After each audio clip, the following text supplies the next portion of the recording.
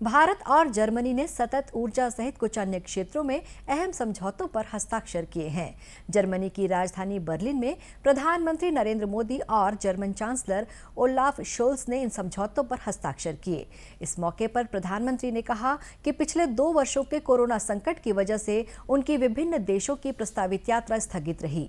अब कोरोना संकट के नियंत्रित होने के बाद उनकी पहली विदेश यात्रा जर्मनी से शुरू हुई है। इस लिहाज से ये यात्रा काफी महत्वपूर्ण है।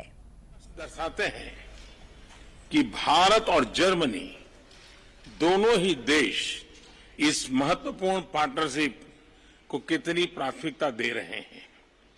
लोकतांत्रिक देशों के तौर पर भारत और जर्मनी कई कॉमन मूल्यों को साझा करते हैं। इन साझा मूल्यों और साझा हितों के आधार पर पिछले कुछ वर्षों में हमारे द्विपक्षीय संबंधों में उल्लेखनीय प्रगति हुई है। यूरोपीय देशों की यात्रा के दूसरे चरण में आज प्रधानमंत्री नरेंद्र मोदी कोपेनहेगन में डेनमार्क के प्रधानमंत्री के साथ द्विपक्षीय वार्ता करेंगे।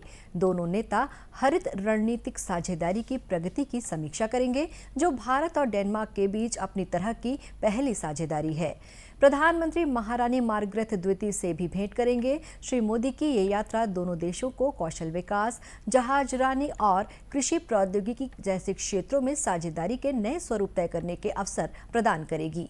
प्रधानमंत्री कल डेनमार्क द्वारा आयोजित दूसरे भारत नॉर्डिक शिखर सम्मेलन में भाग लेंगे। इस सम्मेलन में जलवायु परिवर्तन, नवाचार और प्रौद्योगिकी, नवीकरणीय ऊर्जा, उभरते वैश्विक सुरक्षा परिदृश्य तथा भारत और नॉर्डिक देशों के बीच सहयोग पर चर्चा होगी।